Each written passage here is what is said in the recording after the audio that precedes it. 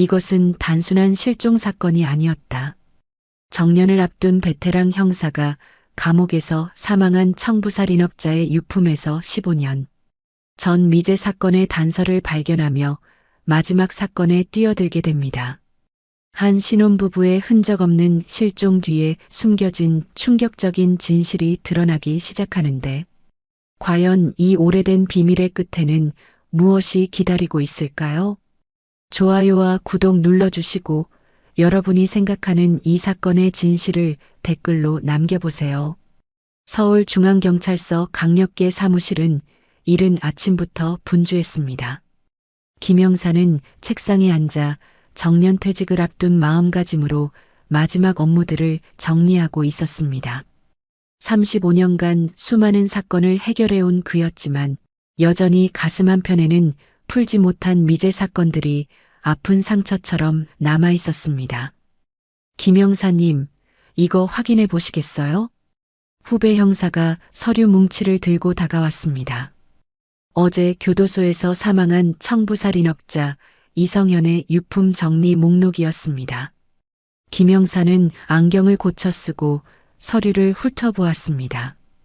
별다른 것은 없어 보였지만 목록 맨 아래 작은 글씨로 적힌 USB 메모리 1개라는 항목이 그의 시선을 사로잡았습니다.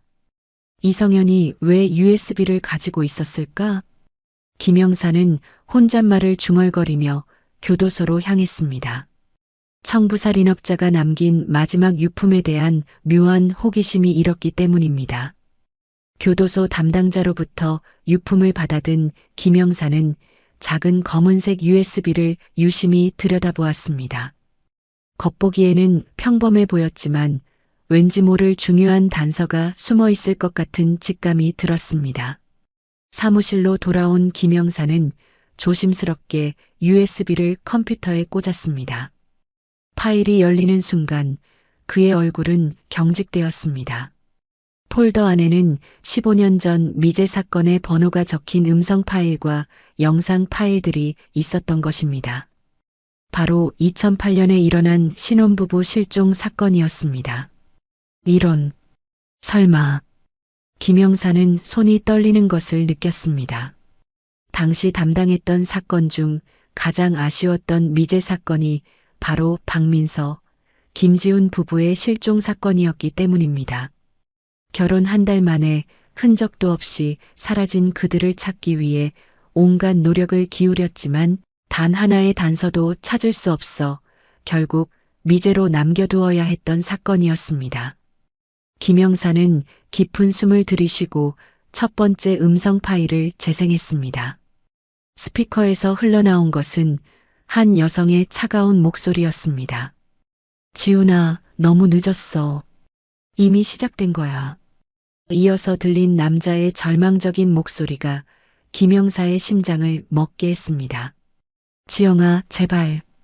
민서는 아무것도 모르는 아이야. 내가 잘못했어. 김 형사는 즉시 15년 전 사건 파일을 꺼내 들었습니다. 지훈이라는 이름은 실종된 남편 김지훈과 일치했고, 지영이라는 여성의 이름은 사건 당시 어디서도 등장하지 않았던 새로운 인물이었습니다. 김 형사의 수사 본능이 깨어나기 시작했습니다. 15년 만에 나타난 증인. 아니, 이건 증인이 아니라 더 많은 파일들을 확인하며 김 형사는 이것이 단순한 증거가 아니라 범행 전체를 기록한 것임을 깨달았습니다.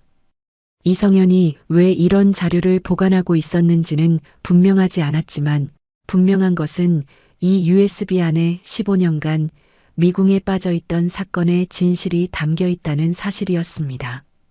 김 형사는 정년퇴직을 며칠 앞둔 시점에서 생각지도 못한 마지막 사건을 맞이하게 되었다는 사실에 묘한 운명을 느꼈습니다. 35년 형사 생활의 마지막을 장식할 사건이 바로 그가 가장 아쉬워했던 미제 사건의 재수사가 될 줄은 꿈에도 생각하지 못했기 때문입니다. 민서 씨, 지훈 씨, 이제 진실을 밝힐 때가 왔습니다. 김 형사는 USB를 꽉 쥐고 중얼거렸습니다. 그의 눈빛에는 15년간 품어왔던 의무감과 함께 마지막 사건을 완벽하게 마무리하겠다는 강한 의지가 타오르고 있었습니다. 김영사는 USB를 다시 한번 확인한 후 15년 전으로 시간을 되돌려 사건을 재구성하기 시작했습니다. 2008년 10월 서울의 가을은 유독 아름다웠지만 한 신혼부부에게는 생애의 마지막 계절이 되었던 것입니다. 당시 26세였던 박민서와 28세였던 김지우는 결혼식을 올린 지 겨우 한 달 만에 흔적도 없이 사라졌습니다. 김영사는 당시 사건 기록을 다시 펼쳐보며 그날의 상황을 되짚어 보았습니다. 2008년 10월 15일 민서의 어머니로부터 걸려온 신고 전화가 사건의 시작이었습니다. 김영사님, 저희 딸이 어제부터 연락이 안 돼요. 신혼여행에서 돌아온다고 했는데 어머니의 목소리는 불안감으로 떨리고 있었습니다. 민서는 평소 하루도 빠짐없이 어머니께 안부 전화를 드리는 효녀였는데 이틀 연속 연락이 두절된 것은 처음 있는 일이었습니다. 김영사는 즉시 부부의 신혼집으로 달려갔습니다. 강남구의 작은 오피스텔이었는데 현관문은 굳게 잠겨 있었고 관리사무소에서 받은 열쇠로 문을 열었을 때의 상황은 지금도 생생하게 기억나고 있었습니다. 이상해. 너무 깔끔해. 집안은 마치 아무도 살지 않는 것처럼 정리되어 있었습니다. 신혼여행에서 돌아올 준비를 하던 흔적도 급하게 외출한 흔적도 전혀 찾을 수 없었습니다. 옷장 안의 옷들은 그대로 있었고 세면도구들도 제자리에 있었습니다. 하지만 부부의 휴대폰과 지갑 그리고 차량은 모두 사라진 상태였습니다. 당시 과학수사팀이 집안을 샅샅이 뒤졌지만 지문 하나, 혈흔 하나 발견할 수 없었습니다. 마치 누군가가 의도적으로 모든 증거를 지운 것 같았습니다. 부부가 함께 실종되는 경우는 드물어 보통은 김영사는 당시를 회상하며 중얼거렸습니다. 신혼부부가 동시에 사라지는 경우는 대부분 계획적인 범죄이거나 사고를 당한 경우였지만 어떤 경우든 반드시 흔적이 남게 마련이었습니다. 그런데 이 사건은 정말 완벽하게 모든 증거가 사라져 있었던 것입니다. 수사는 부부의 지인들을 중심으로 확대되었습니다. 민서의 대학 동기들과 지훈의 직장 동료들을 모두 만났지만 부부에게 특별한 문제가 있었다는 증언은 없었습니다. 오히려 모든 사람들이 둘이 얼마나 서로를 사랑했는지에 대해서만 이야기했습니다. 민서는 정말 지훈이를 많이 사랑했어요. 맨날 지훈이 자랑만 하고 민서의 친구는 눈물을 흘리며 증언했습니다. 지훈이도 마찬가지였어요. 민서 만난 후로는 완전히 다른 사람이 됐거든요. 그렇게 행복해했는데 지훈의 직장 동료 역시 같은 증언을 했습니다. 두 사람 모두 결혼 후 더욱 밝아졌고 미래에 대한 희망으로 가득 차 있었다는 것이었습니다. 부부의 핸드폰 통화 기록과 카드 사용 내역도 조사했지만 실종 전날까지는 평범한 일상의 흔적만 있을 뿐이었습니다. 마지막 카드 사용은 실종 전날 오후 6시 30분 집 근처 마트에서 장을 본 것이 전부였습니다. 대체 무슨 일이 일어난 걸까? 김영사는 당시 동료들과 함께 머리를 싸맸지만 답을 찾을 수 없었습니다. CCTV를 통해 부부의 마지막 모습을 확인하려 했지만 당시 오피스텔 주변에는 CCTV가 많지 않았고 확인 가능한 영상들에서도 특별한 단서를 찾을 수 없었습니다. 부부가 소유한 차량은 실종 3일 후 한강 주차장에서 발견되었습니다. 차량 안에는 부부의 흔적이 전혀 없었고 마치 누군가가 깨끗하게 청소한 것 같았습니다. 한강에서 시신을 찾기 위해 잠수팀까지 투입했지만 아무것도 발견할 수 없었습니다. 한 달, 두 달, 석 달. 시간이 지날수록 사건은 미궁 속으로 빠져들었습니다. 김영사는 밤잠을 이루지 못하며 사건 자료들을 반복해서 검토했지만 새로운 단서는 나타나지 않았습니다. 부부의 가족들은 매일같이 경찰서를 찾아와 소식을 물었지만 김영사가 해줄 수 있는 말은 없었습니다. 김영사님, 제발 우리 딸 어디 있는지 찾아주세요. 민서의 어머니는 매번 눈물을 흘리며 간청했고 지훈의 아버지는 아들을 찾기 위해 사비를 털어 사설탐정까지 고용했습니다. 하지만 모든 노력은 허사였습니다. 결국 사건은 2년 후 미제 사건으로 분류되었고 김영사는 그 후로도 오랫동안 이 사건을 잊지 못했습니다. 정말 완벽하게 사라진 신혼부부, 그리고 어떤 단서도 남기지 않은 범인의 치밀함이 그를 괴롭혔기 때문입니다. 그런데 이제 15년 만에 답이 나오는 건가? 김영사는 책상 위에 USB를 바라보며 복잡한 심정을 느꼈습니다. 오랫동안 가슴에 묻어두었던 미제 사건의 진실이 드러날 순간이 다가오고 있었던 것입니다. 김영사는 마음을 다잡고 USB 안의 파일들을 본격적으로 분석하기 시작했습니다. 첫 번째 음성 파일을 다시 재생하자 15년 전 그 밤의 공포가 생생하게 되살아났습니다. 지훈아, 너무 늦었어. 이미 시작된 거야. 한지영의 차가운 목소리가 사무실에 울려 퍼졌습니다. 김영사는 이 여성이 누구인지 알아보기 위해 당시 사건 기록을 다시 뒤졌지만 한지영이라는 이름은 어디에도 등장하지 않았습니다. 지훈의 지인 명단에도 민서의 주변 인물에도 없었던 완전히 새로운 인물이었습니다. 지영아, 제발. 민서는 아무것도 모르는 아이야. 내가 잘못했어.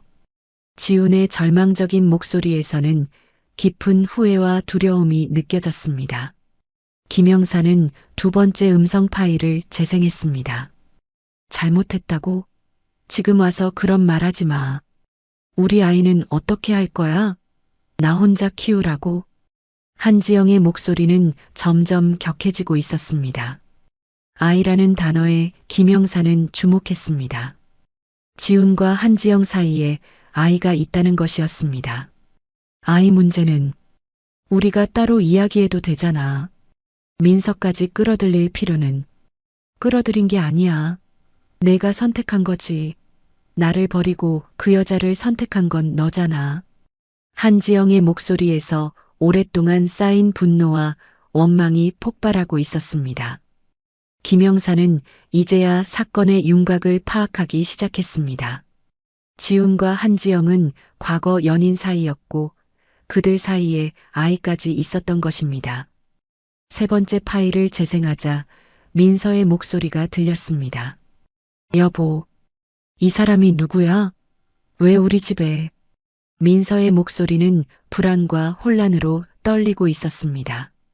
자신의 신혼집에 나타난 낯선 여성을 이해할 수 없다는 듯 했습니다. 민서야, 일단 진정하고. 진정하라고? 이 여자가 당신과 무슨 사이길래 우리 집까지 찾아와서. 민서의 목소리가 점점 높아지고 있었습니다. 김영사는 당시 상황을 머릿속으로 그려보았습니다. 신혼집에서 평범한 저녁을 보내고 있던 부부에게 한지영이 갑작스럽게 나타난 것이었습니다. 설명해줘, 지훈아. 이 여자한테 우리가 누군지 설명해줘. 한지영의 목소리에는 섬뜩한 차가움이 있었습니다. 지영아, 제발. 나는 지훈이와 3년을 사귀었어. 그리고 지훈이의 아이를 낳았지. 지금 5살이야. 한지영의 폭탄 발언에 민서의 숨소리가 거칠어지는 것이 들렸습니다. 거짓말. 그럴 리 없어. 거짓말이라고? 그럼 이건 어떻게 설명할 거야? 한지영이 무언가를 보여주는 소리가 들렸습니다. 아마도 아이의 사진이나 출생신고서 같은 증거물이었을 것입니다. 네 번째 파일에서는 상황이 더욱 심각해졌습니다. 당신, 정말 그 여자와 아이가 있어? 민서의 목소리는 절망으로 가득 차 있었습니다. 결혼 한 달 만에 남편의 숨겨진 과거가 이렇게 끔찍한 모습으로 드러나는 상황을 받아들일 수 없다는 듯 했습니다. 민서야, 들어봐. 내가 설명해 줄게. 설명? 무슨 설명을 해? 결혼하면서 왜 말하지 않았어? 왜 속였어? 민서가 흐느끼기 시작했습니다. 김영사는 마음이 아팠습니다. 행복한 신혼생활을 꿈꾸던 여성이 이런 끔찍한 진실을 마주하게 된 상황이 너무나 안타까웠기 때문입니다. 속인 게 아니야. 시간이 필요했어. 너한테 어떻게 말해야 할지. 시간? 우리 결혼한 지 벌써 한 달이야. 언제까지 숨길 생각이었어? 5번째 파일에서는 한지영이 본격적으로 자신의 계획을 드러냈습니다. 지훈아, 이제 선택해야 해. 나와 우리 딸을 선택할 거야? 아니면 이 여자를 선택할 거야? 지영아, 그런 식으로 말하지 마. 그런 식이라니? 난 진지해. 우리 딸은 아빠가 필요해. 그리고 난 당신을 사랑해. 한지영의 목소리에는 광기에 가까운 집착이 담겨 있었습니다. 김영사는 이 여성이 얼마나 오랫동안 이런 계획을 세워왔는지 짐작할 수 있었습니다. 6번째 파일에서 상황은 절정에 달했습니다. 안 돼. 절대 안 돼. 민서의 비명소리가 들렸습니다. 조용히 해. 소리 지르면 안 돼. 한지영이 민서를 협박하는 소리가 들렸습니다. 김영사는 긴장했습니다. 이제부터 범행이 시작되는 것이었습니다. 지영아, 그만해. 내가 갈게. 민서는 놔줘. 너무 늦었어, 지훈아. 이미 결정된 일이야. 마지막 음성 파일에서는 더 이상 대화가 들리지 않았고 대신 발걸음 소리와 차 문이 닫히는 소리, 그리고 차가 출발하는 소리만 녹음되어 있었습니다. 김영사는 모든 음성 파일을 들은 후 깊은 한숨을 내쉬었습니다. 15년 전 그 밤에 무슨 일이 일어났는지 이제야 명확해졌습니다. 한지영이라는 여성이 지훈과의 과거 관계와 그들 사이의 아이를 무기로 삼아 계획적으로 범행을 저지른 것이었습니다. 한지영, 이 여자가 범인이구나. 김영사는 이제 한지영이라는 인물에 대한 정보를 찾아야 한다는 것을 깨달았습니다. 15년 전에는 전혀 알 수 없었던 핵심 인물이 드러난 것입니다. 김영사는 USB 안의 영상 파일을 확인하기 시작했습니다. 첫 번째 영상은 화질이 좋지 않았지만 한지영의 모습을 또렷하게 확인할 수 있었습니다. 30대 초반으로 보이는 여성으로 한때는 아름다웠을 얼굴에 지금은 복수심과 집착으로 일그러진 표정이 가득했습니다. 영상 속에서 한지영은 지훈과 민서가 있는 거실에서 차분하면서도 섬뜩한 목소리로 말하고 있었습니다. 지훈아, 우리가 처음 만났던 날 기억나? 2004년 봄이었지. 당신이 내게 첫눈에 반했다고 했잖아. 한지영의 회상 속에서 과거 이야기가 펼쳐졌습니다. 당시 지훈은 대학교 4학년이었고 한지영은 같은 과 3학년이었습니다. 지훈이 먼저 고백했고 두 사람은 곧바로 연인이 되었던 것입니다. 3년 동안 우리 얼마나 사랑했는지 기억하지? 당신이 나한테 결혼하자고 먼저 말했어. 한지영의 목소리에는 그때의 달콤했던 추억에 대한 그리움과 함께 배신감이 가득했습니다. 지영아, 그때는 뭐? 진심이 아니었다고? 거짓말이었다고? 한지영의 목소리가 날카로워졌습니다. 영상 속에서 민서는 남편을 믿을 수 없다는 표정으로 바라보고 있었습니다. 당신, 정말 그 여자한테 결혼하자고 했어? 민서의 목소리는 상처로 가득 차 있었습니다. 결혼 한 달 만에 남편의 과거 약속에 대해 듣게 된 상황이 너무나 충격적이었던 것입니다. 김영사는 두 번째 영상 파일을 재생했습니다. 이 영상에서는 한지영이 더욱 구체적으로 과거 사건들을 폭로하고 있었습니다. 2007년에 내가 임신했을 때 당신이 뭐라고 했는지 기억해? 책임지겠다고, 우리 아이를 잘 키우겠다고 했잖아. 한지영이 품에서 꺼낸 것은 어린 아이의 사진이었습니다. 5세 정도로 보이는 여자아이가 환하게 웃고 있는 사진이었는데 아이의 눈과 코가 지훈과 닮아 있는 것이 한눈에 봐도 확실했습니다. 이 아이가 바로 당신 딸이야. 이름은 서연이. 당신이 지어준 이름이잖아. 민서는 사진을 보자 더욱 충격을 받은 표정이었습니다. 남편과 다른 여자 사이의 아이가 실제로 존재한다는 사실을 받아들이기 어려워했습니다. 그럼 왜 결혼 안 했어? 왜 나한테 와서? 민서의 질문에 한지영의 표정이 일그러졌습니다. 결혼 안 한 게 아니야. 이 남자가 도망간 거지. 아이가 태어나기 직전에 갑자기 연락을 끊었어. 한지영의 목소리에는 3년간 쌓인 분노가 폭발하고 있었습니다. 지영아, 그때 내가 얼마나 힘들었는지. 힘들었다고? 당신이 힘들었다고? 나는 어땠을 것 같아? 혼자서 아이 낳고, 혼자서 키우고. 한지영이 울음을 터뜨렸습니다. 하지만 그 눈물 속에는 슬픔보다는 복수심이 더 강하게 드러나고 있었습니다.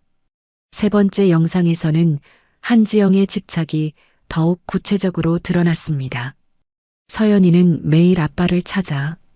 다른 아이들은 아빠랑 놀이공원도 가고 아빠가 책도 읽어주는데 우리 서연이는 왜 아빠가 없냐고 물어봐. 한지영의 말에 지훈의 표정이 어두워졌습니다. 자신의 딸이 아버지를 그리워한다는 사실이 그를 괴롭히고 있었습니다. 내가 서연이를 만나러 갈게. 만나러 가기만 하면 돼? 당신은 이미 다른 여자와 결혼했잖아. 서연이한테 뭐라고 설명할 거야? 한지영의 질문에 지훈은 답하지 못했습니다. 실제로 그는 딜레마에 빠져 있었던 것입니다. 자신의 딸을 책임져야 한다는 마음과 새로운 삶을 시작한 현실 사이에서 갈등하고 있었습니다. 당신이 그 여자와 결혼한다는 소식을 들었을 때 내가 얼마나 충격받았는지 알아? 한지영이 지훈을 노려보며 말했습니다. 나는 3년을 기다렸어. 언젠가는 당신이 돌아올 거라고 믿고 서연이도 아빠가 돌아올 거라고 말해줬어. 영상 속에서 민서는 점점 상황을 이해하기 시작했지만 동시에 더 큰 배신감을 느끼고 있었습니다. 여보, 정말 그 아이 아빠야? 민서의 질문에 지훈은 오랫동안 침묵했습니다. 그 침묵 자체가 답이었습니다. 네 번째 영상에서 한지영은 본격적으로 자신의 계획을 드러냈습니다. 지훈아, 나는 이미 결정했어. 서연이에게 완전한 가정을 만들어주고 싶어. 엄마도 있고 아빠도 있는 그런 가정 말이야. 지영아, 하지만 나는 이미 뭐? 결혼했다고? 그 결혼이 뭐가 대수야? 종이 한 장의 의미일 뿐이잖아. 한지영의 논리는 완전히 비틀려 있었습니다. 자신과 지훈의 관계가 먼저였으니 지훈과 민서의 결혼은 무효라고 생각하고 있었던 것입니다. 당신이 나를 버린 3년 동안 내가 얼마나 힘들었는지 알아? 서연이 아빠 없다고 놀림받을 때마다 내 가슴이 찢어지는 줄 알았어. 한지영의 목소리에는 진심 어린 아픔이 담겨 있었지만 그 아픔이 잘못된 방향으로 향하고 있었습니다. 마지막 영상에서는 한지영의 최종 계획이 드러났습니다. 오늘부터 우리는 다시 가족이야. 나와 서연이, 그리고 당신. 이 여자는 우리 가족이 될 수 없어. 한지영이 민서를 바라보는 눈빛에는 차가운 적대감이 가득했습니다. 안 돼. 이럴 수는 없어. 민서가 울먹이며 말했지만 한지영의 결심은 이미 굳어져 있었습니다. 김영사는 모든 영상을 본 후 한지영의 심리를 분석해 보았습니다. 이 여성은 단순한 질투나 원망을 넘어서 자신만의 왜곡된 정의감에 사로잡혀 있었습니다. 딸을 위해서라는 명분으로 자신의 범행을 합리화하고 있었던 것입니다. 딸을 위해서라. 결국 모든 범죄자들이 하는 말이지. 김영사는 씁쓸하게 중얼거렸습니다. 한지영의 모성애는 진짜였을지 모르지만 그것이 무고한 민서를 해치는 이유가 될 수는 없었습니다. 내게 첫눈에 반했다고 했잖아. 한지영의 회상 속에서 과거 이야기가 펼쳐졌습니다.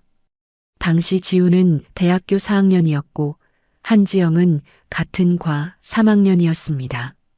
지훈이 먼저 고백했고 두 사람은 곧바로 연인이 되었던 것입니다. 3년 동안 우리 얼마나 사랑했는지 기억하지? 당신이 나한테 결혼하자고 먼저 말했어. 한지영의 목소리에는 그때의 달콤했던 추억에 대한 그리움과 함께 배신감이 가득했습니다. 지영아, 그때는 뭐, 진심이 아니었다고? 거짓말이었다고? 한지영의 목소리가 날카로워졌습니다.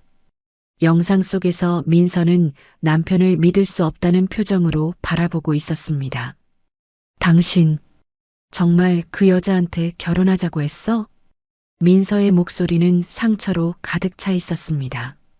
결혼 한 달 만에 남편의 과거 약속에 대해 듣게 된 상황이 너무나 충격적이었던 것입니다. 형사는 두 번째 영상 파일을 재생했습니다. 이 영상에서는 한지영이 더욱 구체적으로 과거 사건들을 폭로하고 있었습니다. 2007년에 내가 임신했을 때 당신이 뭐라고 했는지 기억해? 책임지겠다고, 우리 아이를 잘 키우겠다고 했잖아. 한지영이 품에서 꺼낸 것은 어린 아이의 사진이었습니다. 5세 정도로 보이는 여자아이가 환하게 웃고 있는 사진이었는데 아이의 눈과 코가 지훈과 닮아 있는 것이 한눈에 봐도 확실했습니다. 이 아이가 바로 당신 딸이야. 이름은 서연이. 당신이 지어준 이름이잖아. 민서는 사진을 보자 더욱 충격을 받은 표정이었습니다. 남편과 다른 여자 사이의 아이가 실제로 존재한다는 사실을 받아들이기 어려워했습니다. 그럼 왜 결혼 안 했어? 왜 나한테 와서? 민서의 질문에 한지영의 표정이 일그러졌습니다. 결혼 안 한 게 아니야. 이 남자가 도망간 거지. 아이가 태어나기 직전에 갑자기 연락을 끊었어. 한지영의 목소리에는 3년간 쌓인 분노가 폭발하고 있었습니다. 지영아, 그때 내가 얼마나 힘들었는지. 힘들었다고? 당신이 힘들었다고? 나는 어땠을 것 같아? 혼자서 아이 낳고 혼자서 키우고. 한지영이 울음을 터뜨렸습니다.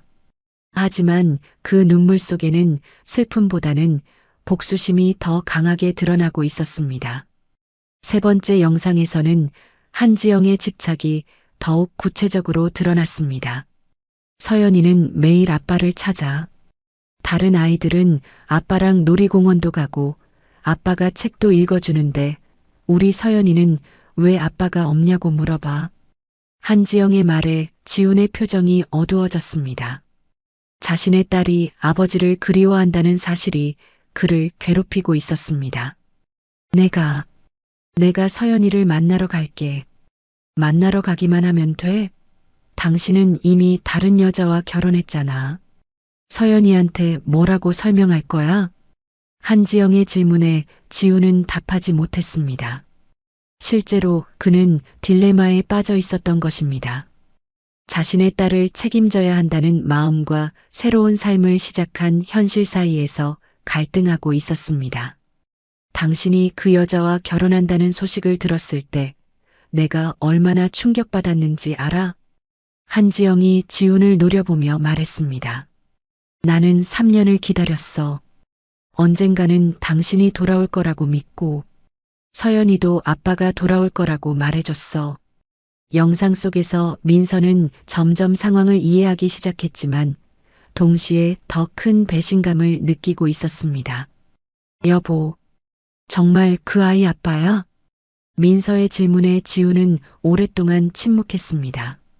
그 침묵 자체가 답이었습니다.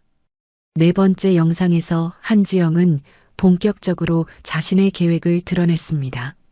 지훈아, 나는 이미 결정했어. 서연이에게 완전한 가정을 만들어주고 싶어. 엄마도 있고 아빠도 있는 그런 가정 말이야. 지영아, 하지만 나는 이미 뭐, 결혼했다고? 그 결혼이 뭐가 대수야? 종이 한 장의 의미일 뿐이잖아. 한지영의 논리는 완전히 비틀려 있었습니다.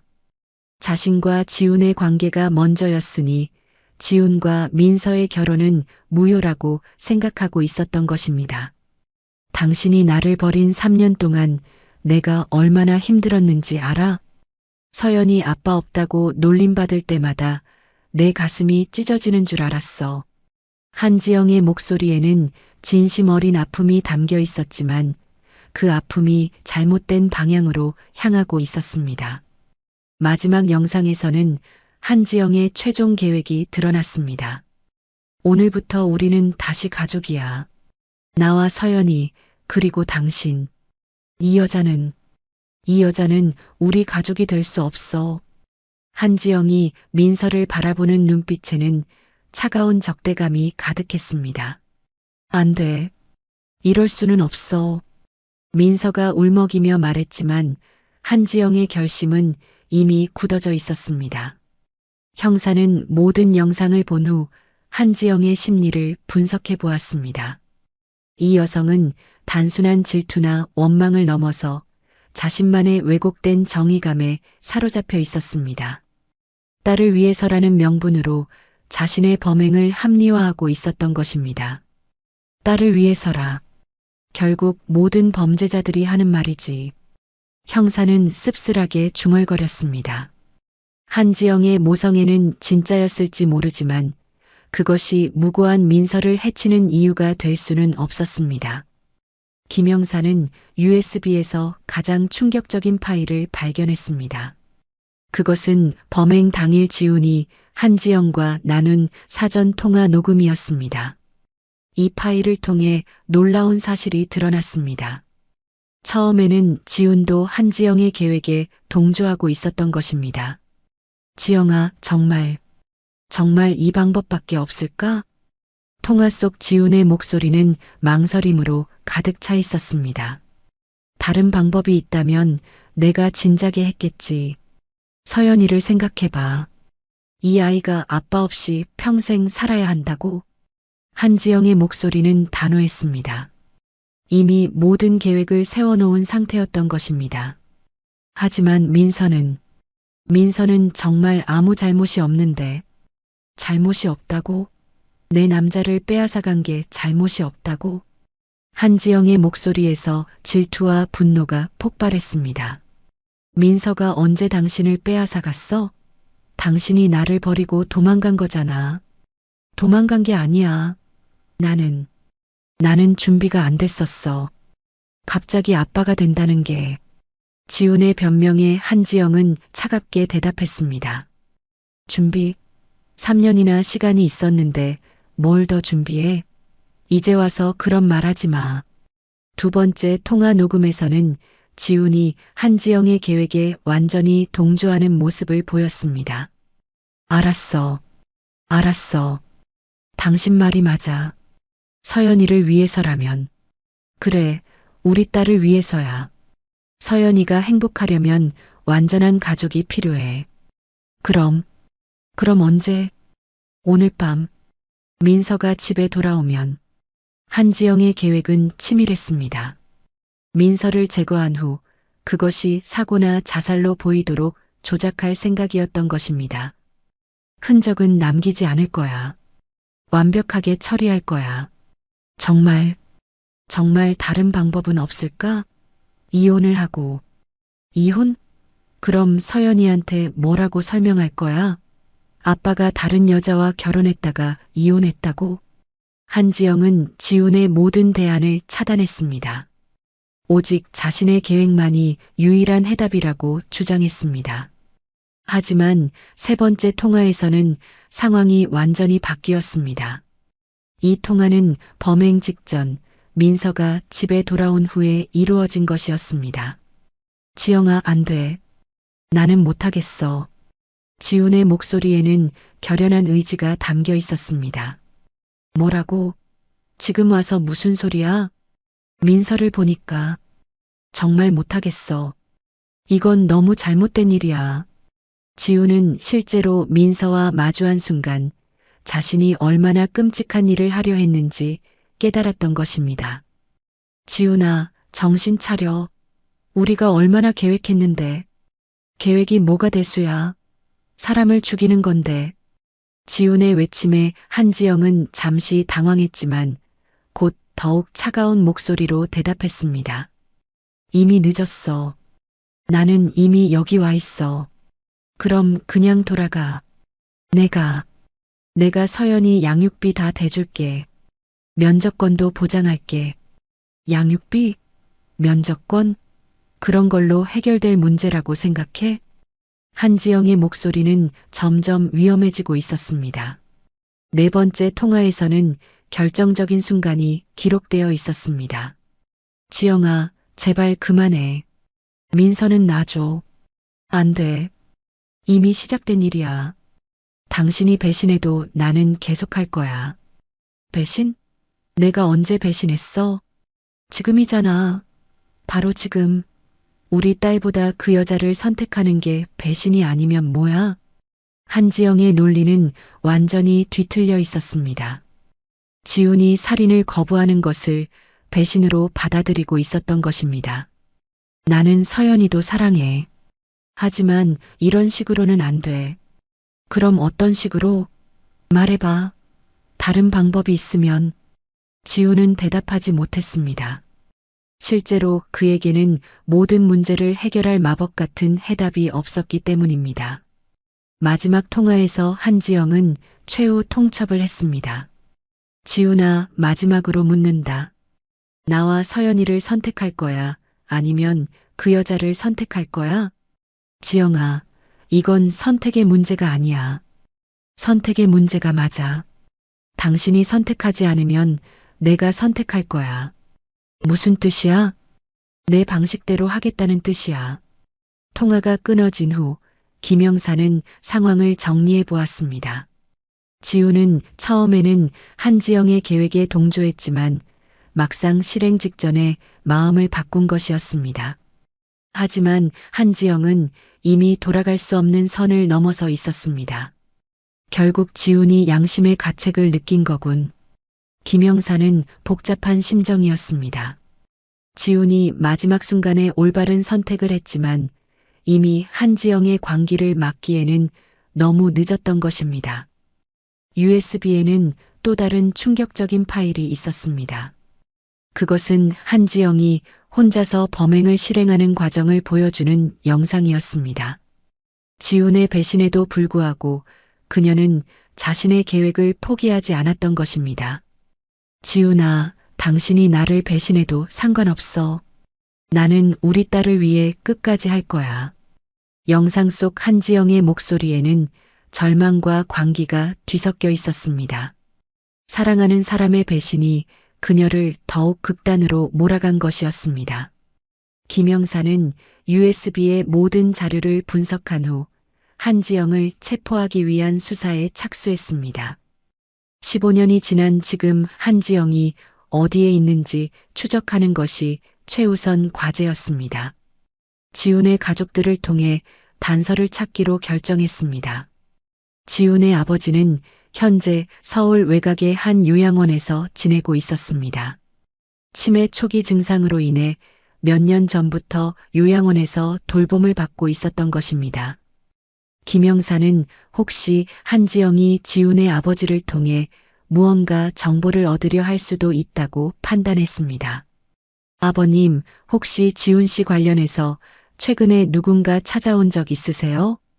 요양원에 도착한 김영사는 지훈의 아버지와 면담을 가졌습니다.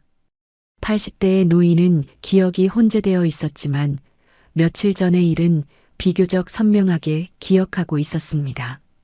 그래, 여자가 하나 왔었지. 지훈이 친구라고 하더군. 김영사의 심장이 뛰기 시작했습니다. 어떤 여자였나요? 어떻게 생겼는지 기억나세요? 30대 중반쯤 아이를 데리고 왔었어. 예쁜 여자아이였는데 바로 한지영이었습니다. 그녀는 딸 서연이를 데리고 지훈의 아버지를 찾아온 것이었습니다. 그 여자가 뭐라고 했나요? 지훈이 어디 있냐고 물어보더군. 나도 모른다고 했지만 아버지의 말에 김영사는 긴장했습니다. 한지영이 아직도 지훈을 찾고 있다는 것은 15년 전 사건 이후에도 그녀의 집착이 계속되고 있다는 의미였습니다. 혹시 그 여자가 언제 다시 오겠다고 했나요? 오늘 오후에 다시 온다고 했어. 김영사는 시계를 확인했습니다. 오후 3시였습니다. 만약 한지영이 정말 다시 온다면 드디어 15년 만에 범인과 마주할 수 있는 기회였습니다. 김영사는 즉시 요양원 관계자들에게 상황을 설명하고 대기하기 시작했습니다. 오후 4시쯤 요양원 입구에 검은색 승용차 한 대가 멈춰 섰습니다. 차에서 내린 여성은 바로 USB 영상에서 봤던 한지영이었습니다. 15년이 지났지만 그녀의 모습은 크게 변하지 않았고 여전히 아름다운 외모를 유지하고 있었습니다. 한지영은 10세 정도의 여자아이와 함께 요양원으로 걸어 들어왔습니다. 서연이었습니다. 아이는 아버지를 닮은 눈매를 가지고 있었고 어머니 손을 잡고 조심스럽게 걸어왔습니다. 서연아, 할아버지께 인사드려야 해. 한지영이 딸에게 말하는 소리가 들렸습니다. 그녀의 목소리는 15년 전과 달리 온화해 보였지만 김영사는 그 밑에 숨어있는 광기를 놓치지 않았습니다. 김영사는 한지영이 지훈의 아버지와 대화하는 동안 조심스럽게 접근했습니다. 그녀가 무엇을 원하는지 먼저 파악할 생각이었습니다. 아버님, 정말 지훈이 어디 있는지 모르세요? 서연이가 아빠를 보고 싶어 해서. 한지영의 목소리에는 절실함이 담겨 있었습니다. 내가 알면 진작 말했을 거야. 15년 전에 사라진 후로 소식이 없어. 지훈의 아버지는 슬픈 표정으로 대답했습니다. 그도 아들의 실종을 아직까지 받아들이지 못하고 있었던 것입니다. 할아버지, 우리 아빠 언제 와요? 서연이의 순진한 질문에 한지영의 얼굴이 일그러졌습니다. 곧 올 거야. 한지영이 딸을 달래는 모습을 본 김영사는 복잡한 감정을 느꼈습니다. 이 여성은 분명 끔찍한 범죄를 저질렀지만 동시에 딸을 사랑하는 어머니이기도 했기 때문입니다. 바로 그때 한지영이 김영사의 시선을 느끼고 돌아봤습니다. 두 사람의 눈이 마주치는 순간 한지영의 얼굴이 창백해졌습니다. 비록 15년이 지났지만 그녀는 본능적으로 김영사라는 것을 알아챈 것입니다. 서연아, 빨리 가야 해. 한지영이 갑자기 딸의 손을 잡아 끌며 일어섰습니다. 왜요?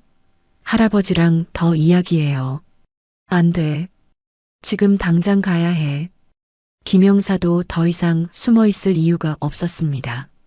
그는 천천히 한지영에게 다가갔습니다. 한지영 씨죠? 김영사의 목소리에 한지영은 완전히 경직되었습니다. 누구세요? 서울중앙경찰서 강력계 김영사입니다. 15년 전 박민서, 김지훈 실종 사건을 담당했었죠. 한지영의 얼굴에서 모든 혈색이 사라졌습니다. 15년간 숨어 지냈던 것이 한순간에 무너지는 순간이었습니다. 저는 그 사건과 관련이 없다고요? 우리에게는 증거가 있습니다. 김영사가 USB를 꺼내 보이자 한지영의 눈이 크게 벌어졌습니다. 이건 당신이 15년 전에 한 일들이 모두 기록되어 있습니다. 한지영은 잠시 망설이다가 갑자기 딸의 손을 잡고 뛰기 시작했습니다. 엄마, 왜 뛰어요? 서연이가 놀라며 물었지만 한지영은 대답할 여유가 없었습니다. 김 형사도 즉시 추격에 나섰습니다. 요양원을 나선 한지영은 자신의 차로 향했지만 김 형사가 이미 출구를 막고 있었습니다. 한지영 씨, 도망칠 곳은 없습니다. 조용히 따라오세요. 안 돼요. 서연이는 어떻게 해요? 한지영이 절규했습니다. 체포되면 딸과 헤어져야 한다는 현실이 그녀를 더욱 절망스럽게 만들었습니다. 엄마, 무슨 일이에요? 왜 울어요? 서연이가 엄마의 눈물을 보며 불안해했습니다. 서연아, 엄마가 잠깐 어디 가야 해. 한지영은 딸을 꼭 안으며 눈물을 흘렸습니다. 15년간 딸만을 위해 살아온 그녀에게 이별은 상상할 수도 없는 일이었습니다. 를 데리고 왔었어. 예쁜 여자아이였는데 바로 한지영이었습니다. 그녀는 딸 서연이를 데리고 지훈의 아버지를 찾아온 것이었습니다. 그 여자가 뭐라고 했나요? 지훈이 어디 있냐고 물어보더군. 나도 모른다고 했지만 아버지의 말에 형사는 긴장했습니다. 한지영이 아직도 지훈을 찾고 있다는 것은 15년 전 사건 이후에도 그녀의 집착이 계속되고 있다는 의미였습니다. 혹시 그 여자가 언제 다시 오겠다고 했나요? 오늘 오후에 다시 온다고 했어. 형사는 시계를 확인했습니다. 오후 3시였습니다. 만약 한지영이 정말 다시 온다면 드디어 15년 만에 범인과 마주할 수 있는 기회였습니다. 형사는 즉시 요양원 관계자들에게 상황을 설명하고 대기하기 시작했습니다. 오후 4시쯤 요양원 입구에 검은색 승용차 한 대가 멈춰 섰습니다. 차에서 내린 여성은 바로 USB 영상에서 봤던 한지영이었습니다. 15년이 지났지만 그녀의 모습은 크게 변하지 않았고 여전히 아름다운 외모를 유지하고 있었습니다. 한지영은 10세 정도의 여자아이와 함께 요양원으로 걸어 들어왔습니다. 서연이었습니다. 아이는 아버지를 닮은 눈매를 가지고 있었고 어머니 손을 잡고 조심스럽게 걸어왔습니다. 서연아, 할아버지께 인사드려야 해. 한지영이 딸에게 말하는 소리가 들렸습니다. 그녀의 목소리는 15년 전과 달리 온화해 보였지만 형사는 그 밑에 숨어있는 광기를 놓치지 않았습니다. 형사는 한지영이 지훈의 아버지와 대화하는 동안 조심스럽게 접근했습니다. 그녀가 무엇을 원하는지 먼저 파악할 생각이었습니다.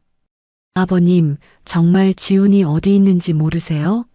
서연이가 아빠를 보고 싶어 해서. 한지영의 목소리에는 절실함이 담겨 있었습니다. 내가 알면 진작 말했을 거야. 15년 전에 사라진 후로 소식이 없어. 지훈의 아버지는 슬픈 표정으로 대답했습니다. 그도 아들의 실종을 아직까지 받아들이지 못하고 있었던 것입니다. 할아버지, 우리 아빠 언제 와요? 서연이의 순진한 질문에 한지영의 얼굴이 일그러졌습니다. 곧 올 거야. 한지영이 딸을 달래는 모습을 본 형사는 복잡한 감정을 느꼈습니다. 이 여성은 분명 끔찍한 범죄를 저질렀지만 동시에 딸을 사랑하는 어머니이기도 했기 때문입니다. 바로 그때 한지영이 형사의 시선을 느끼고 돌아봤습니다. 두 사람의 눈이 마주치는 순간 한지영의 얼굴이 창백해졌습니다. 비록 15년이 지났지만 그녀는 본능적으로 형사라는 것을 알아챈 것입니다. 서연아, 빨리 가야 해.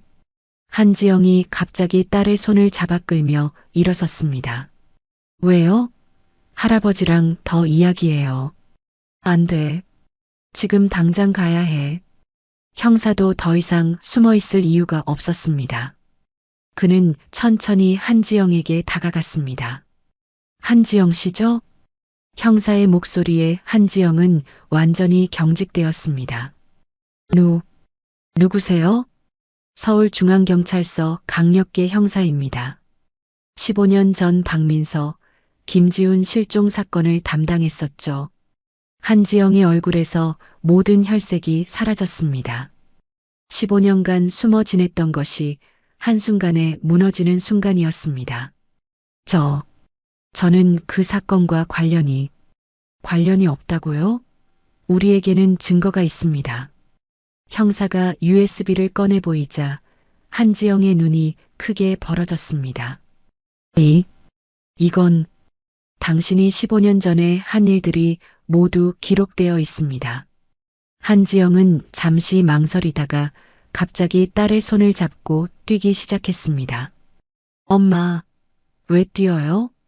서연이가 놀라며 물었지만 한지영은 대답할 여유가 없었습니다.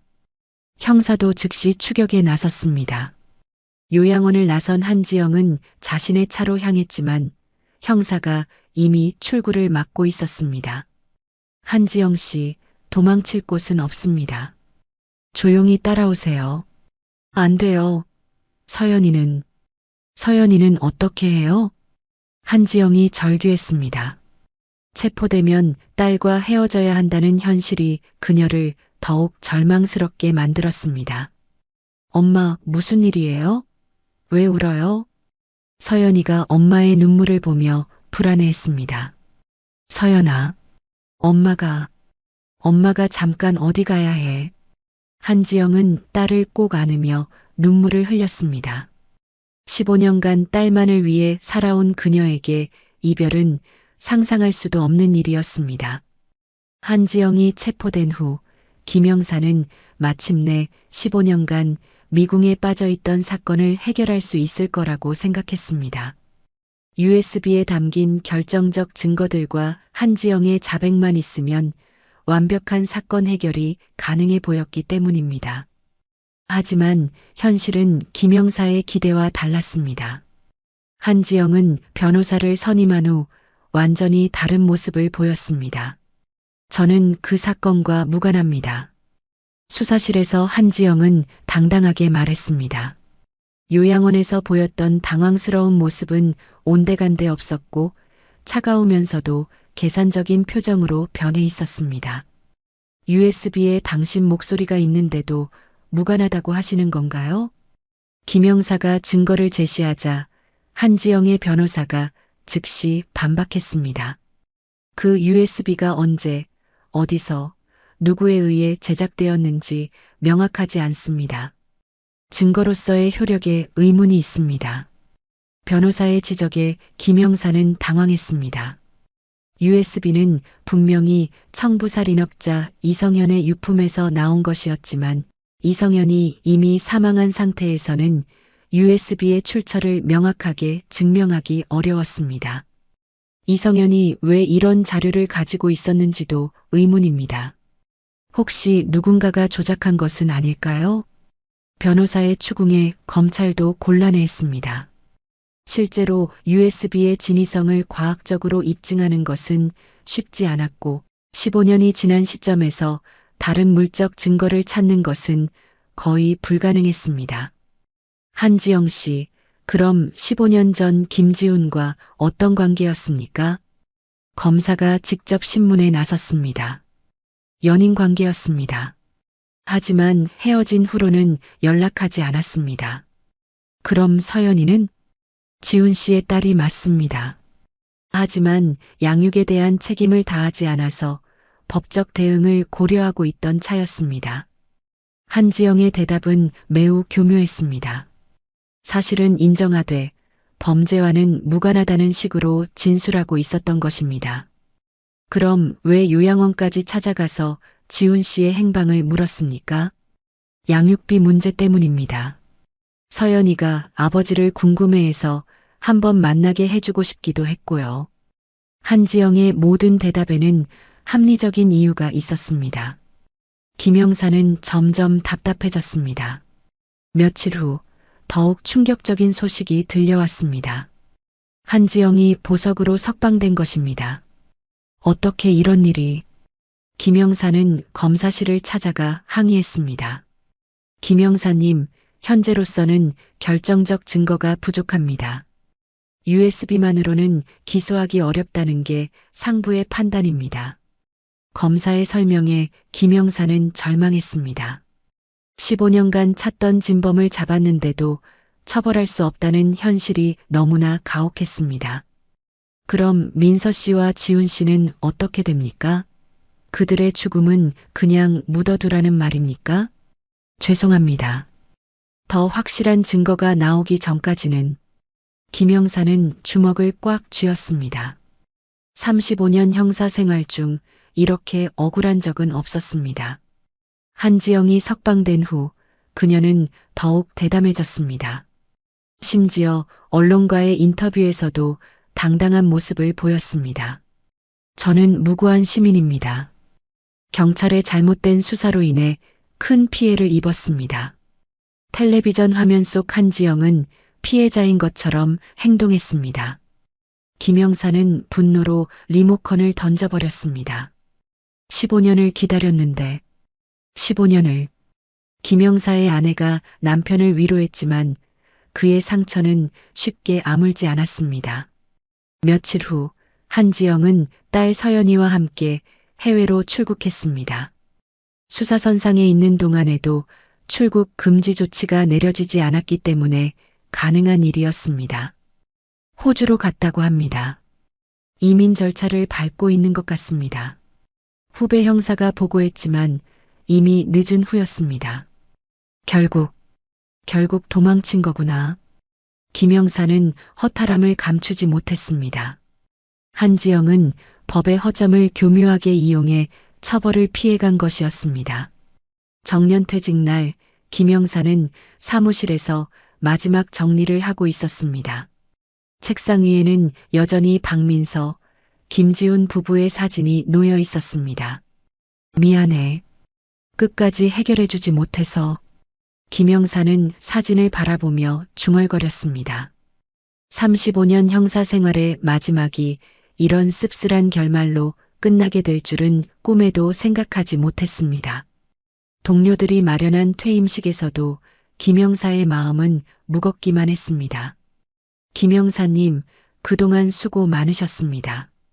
이제 편히 쉬세요. 후배들의 인사에도 김영사는 진심으로 웃을 수가 없었습니다. 미제 사건 하나 때문에 이렇게 마음이 무거울 줄이야. 퇴임 후에도 김영사는 종종 사건 생각에 잠기곤 했습니다. 한지영이 호주에서 새로운 삶을 시작하고 있을 거라는 생각에 분노가 치밀어 올랐습니다. 정의가 승리한다고? 그런 말이 무슨 소용이야. 김영사는 자신이 믿어왔던 정의에 대한 신념마저 흔들리기 시작했습니다. 법이 범죄자를 처벌하지 못한다면 그동안 자신이 해온 일들이 무슨 의미가 있을까 하는 의문이 들었습니다. 민서와 지훈의 가족들도 마찬가지였습니다. 범인을 알게 되었지만 처벌받지 않는다는 사실에 더 큰 절망감을 느꼈습니다. 차라리 모르는 게 나았을 것을. 민서의 어머니는 눈물을 흘리며 말했습니다. 15년 만에 딸의 죽음에 대한 진실을 알게 되었지만 그 진실이 오히려 더 큰 고통을 주고 있었습니다. 법의 한계 앞에서 모든 사람들이 무력감을 느끼고 있었습니다. 완벽한 증거가 있어도 절차상의 문제로 처벌받지 않는 범인을 바라보며 정의란 무엇인가에 대한 근본적인 의문을 품게 되었습니다. 이성현이 왜 이런 자료를 가지고 있었는지도 의문입니다. 혹시 누군가가 조작한 것은 아닐까요? 변호사의 추궁에 검찰도 곤란해했습니다. 실제로 USB의 진위성을 과학적으로 입증하는 것은 쉽지 않았고 15년이 지난 시점에서 다른 물적 증거를 찾는 것은 거의 불가능했습니다. 한지영 씨, 그럼 15년 전 김지훈과 어떤 관계였습니까? 검사가 직접 신문에 나섰습니다. 연인 관계였습니다. 하지만 헤어진 후로는 연락하지 않았습니다. 그럼 서연이는? 지훈 씨의 딸이 맞습니다. 하지만 양육에 대한 책임을 다하지 않아서 법적 대응을 고려하고 있던 차였습니다. 한지영의 대답은 매우 교묘했습니다. 사실은 인정하되 범죄와는 무관하다는 식으로 진술하고 있었던 것입니다. 그럼 왜 요양원까지 찾아가서 지훈 씨의 행방을 물었습니까? 양육비 문제 때문입니다. 서연이가 아버지를 궁금해해서 한번 만나게 해주고 싶기도 했고요. 한지영의 모든 대답에는 합리적인 이유가 있었습니다. 형사는 점점 답답해졌습니다. 며칠 후 더욱 충격적인 소식이 들려왔습니다. 한지영이 보석으로 석방된 것입니다. 어떻게 이런 일이? 형사는 검사실을 찾아가 항의했습니다. 형사님, 현재로서는 결정적 증거가 부족합니다. USB만으로는 기소하기 어렵다는 게 상부의 판단입니다. 검사의 설명에 형사는 절망했습니다. 15년간 찾던 진범을 잡았는데도 처벌할 수 없다는 현실이 너무나 가혹했습니다. 그럼 민서 씨와 지훈 씨는 어떻게 됩니까? 그들의 죽음은 그냥 묻어두라는 말입니까? 죄송합니다. 더 확실한 증거가 나오기 전까지는. 형사는 주먹을 꽉 쥐었습니다. 35년 형사 생활 중 이렇게 억울한 적은 없었습니다. 한지영이 석방된 후 그녀는 더욱 대담해졌습니다. 심지어 언론과의 인터뷰에서도 당당한 모습을 보였습니다. 저는 무고한 시민입니다. 경찰의 잘못된 수사로 인해 큰 피해를 입었습니다. 텔레비전 화면 속 한지영은 피해자인 것처럼 행동했습니다. 형사는 분노로 리모컨을 던져버렸습니다. 15년을 기다렸는데 15년을. 형사의 아내가 남편을 위로했지만 그의 상처는 쉽게 아물지 않았습니다. 며칠 후 한지영은 딸 서연이와 함께 해외로 출국했습니다. 수사선상에 있는 동안에도 출국 금지 조치가 내려지지 않았기 때문에 가능한 일이었습니다. 호주로 갔다고 합니다. 이민 절차를 밟고 있는 것 같습니다. 후배 형사가 보고했지만 이미 늦은 후였습니다. 결국 도망친 거구나. 형사는 허탈함을 감추지 못했습니다. 한지영은 법의 허점을 교묘하게 이용해 처벌을 피해간 것이었습니다.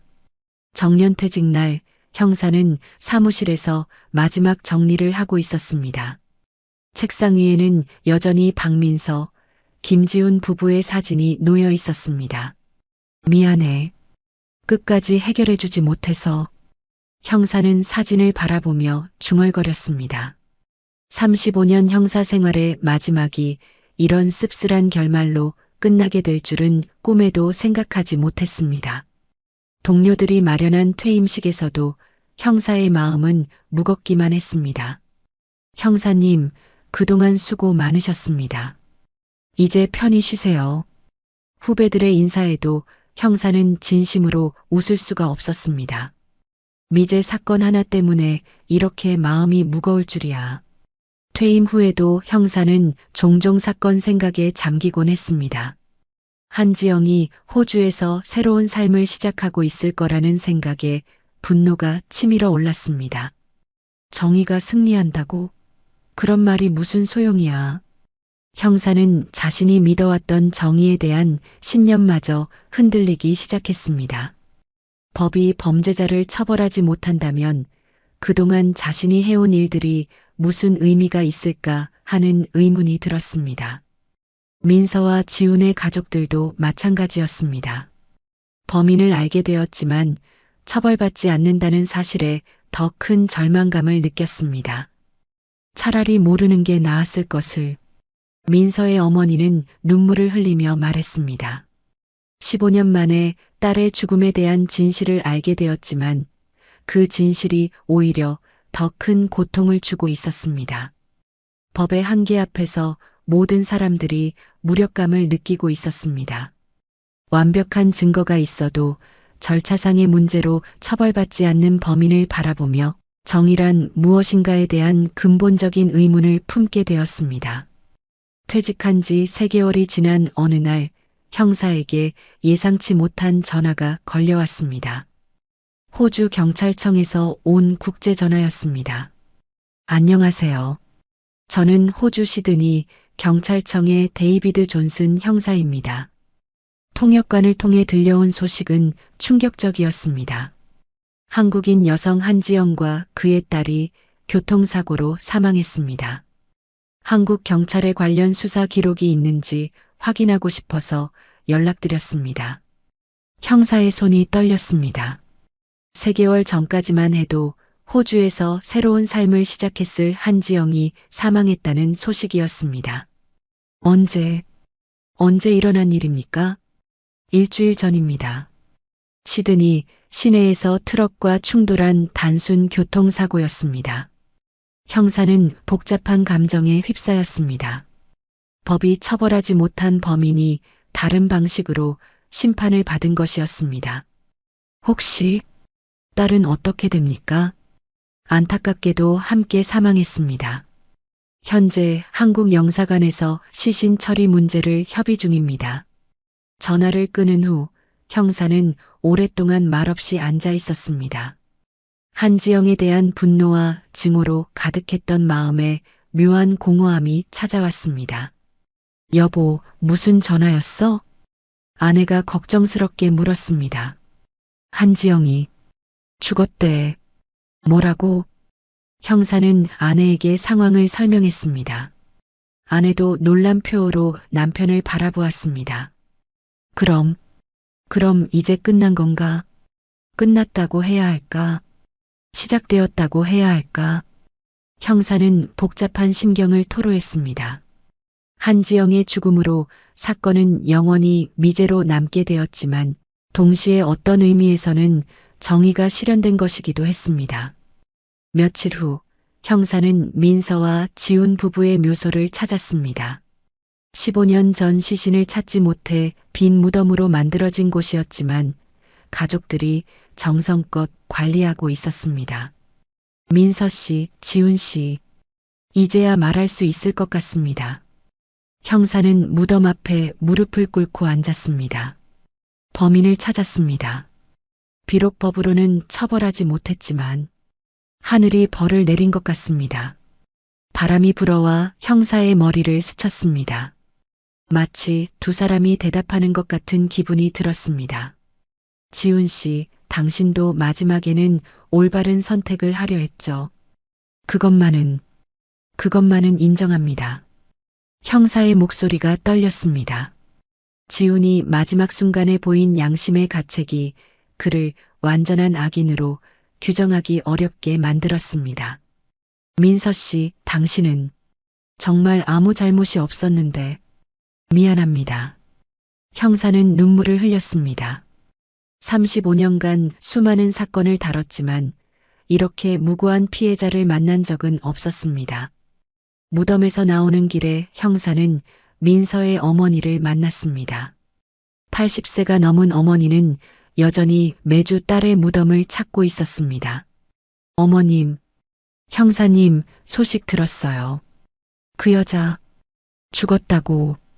어머니의 목소리에는 복잡한 감정이 섞여 있었습니다. 미안합니다.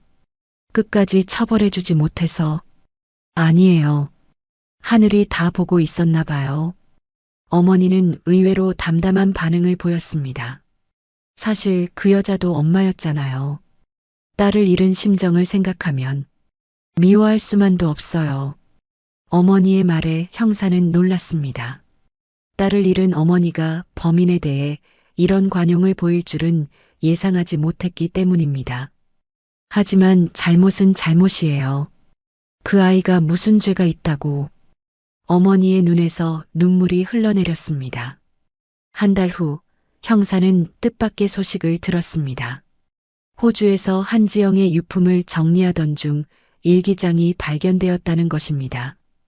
그 일기장에는 15년간의 그녀의 심경 변화가 자세히 기록되어 있었습니다. 2008년 10월 16일. 드디어 해냈다. 지훈이는 배신했지만 나는 서연이를 위해 끝까지 했다. 초기 일기들은 자신의 행동을 정당화하는 내용들이었습니다. 2010년 3월 5일. 서연이가 아빠를 찾는다. 어떻게 설명해야 할까? 아빠는 아빠는 멀리 가셨다고 해야 할까? 시간이 지나면서 한지영도 양심의 가책을 느끼기 시작했던 것 같았습니다. 2015년 8월 12일. 악몽을 꾼다. 민서 씨가 나를 원망하는 꿈을. 내가 정말 잘못했나? 2020년 1월 1일. 새해가 됐지만 마음이 무겁다. 서연이만 없다면 차라리 자수하고 싶다. 일기장의 마지막 페이지는 더욱 충격적이었습니다. 2023년 9월 20일. 서연이가 대학생이 되었다. 이제 진실을 말해야 할까? 아니면 평생 묻어두어야 할까? 민서 씨, 지훈 씨, 정말 미안합니다. 한지영도 15년간 죄책감에 시달려왔던 것입니다. 딸을 위해서라는 명분으로 시작한 일이 평생의 짐이 되어 그녀를 괴롭혔던 것입니다. 김영사는 일기장을 읽으며 복잡한 심정을 느꼈습니다. 한지영을 용서할 수는 없었지만 그녀도 나름의 고통을 받았다는 것을 알 수 있었습니다. 결국 아무도 행복하지 못했구나. 김영사는 한숨을 내쉬었습니다. 한지영도 서연이도 민서의 가족도 지훈의 가족도 모두 이 사건으로 인해 상처받았습니다. 하지만 동시에 김영사는 묘한 위안을 느꼈습니다. 법이 처벌하지 못했지만 결국 정의는 다른 방식으로 실현되었다는 생각이 들었기 때문입니다. 민서 씨, 지훈 씨, 이제 편히 쉬세요. 김영사는 하늘을 올려다보며 중얼거렸습니다. 35년 형사 생활의 마지막 사건이 이렇게 마무리되었지만 그는 여전히 정의에 대한 믿음을 잃지 않았습니다. 정의는 때로는 법정에서 때로는 다른 방식으로 실현됩니다. 중요한 것은 포기하지 않는 것, 그리고 끝까지 진실을 추구하는 것입니다. 비록 완벽하지는 않았지만 이 사건도 결국 어떤 방식으로든 결말을 맺었습니다. 오늘 이야기를 끝까지 들어주셔서 감사합니다. 영상 보시고 느끼신 감정, 댓글로 함께 나눠주세요. 여러분의 한마디가 누군가에겐 큰 위로가 될 수 있습니다. 영상이 마음에 드셨다면 구독과 좋아요로 응원 부탁드립니다. 빠를 찾는다. 어떻게 설명해야 할까? 아빠는 멀리 가셨다고 해야 할까? 시간이 지나면서 한지영도 양심의 가책을 느끼기 시작했던 것 같았습니다. 2015년 8월 12일. 악몽을 꾼다. 민서 씨가 나를 원망하는 꿈을. 내가 정말 잘못했나? 2020년 1월 1일. 새해가 됐지만 마음이 무겁다. 서연이만 없다면 차라리 자수하고 싶다. 일기장의 마지막 페이지는 더욱 충격적이었습니다. 2023년 9월 20일. 서연이가 대학생이 되었다. 이제 진실을 말해야 할까? 아니면 평생 묻어두어야 할까? 민서 씨, 지훈 씨, 정말 미안합니다. 한지영도 15년간 죄책감에 시달려왔던 것입니다. 딸을 위해서라는 명분으로 시작한 일이 평생의 짐이 되어 그녀를 괴롭혔던 것입니다. 형사는 일기장을 읽으며 복잡한 심정을 느꼈습니다. 한지영을 용서할 수는 없었지만 그녀도 나름의 고통을 받았다는 것을 알 수 있었습니다. 결국 아무도 행복하지 못했구나. 형사는 한숨을 내쉬었습니다. 한지영도 서연이도 민서의 가족도 지훈의 가족도 모두 이 사건으로 인해 상처받았습니다. 하지만 동시에 형사는 묘한 위안을 느꼈습니다. 법이 처벌하지 못했지만 결국 정의는 다른 방식으로 실현되었다는 생각이 들었기 때문입니다. 민서 씨, 지훈 씨, 이제 편히 쉬세요. 형사는 하늘을 올려다보며 중얼거렸습니다. 35년 형사 생활의 마지막 사건이 이렇게 마무리되었지만 그는 여전히 정의에 대한 믿음을 잃지 않았습니다. 정의는 때로는 법정에서 때로는 다른 방식으로 실현됩니다. 중요한 것은 포기하지 않는 것, 그리고 끝까지 진실을 추구하는 것입니다. 비록 완벽하지는 않았지만 이 사건도 결국 어떤 방식으로든 결말을 맺었습니다. 오늘 이야기를 끝까지 들어주셔서 감사합니다. 영상 보시고 느끼신 감정, 댓글로 함께 나눠주세요. 여러분의 한마디가 누군가에겐 큰 위로가 될 수 있습니다. 영상이 마음에 드셨다면 구독과 좋아요로 응원 부탁드립니다.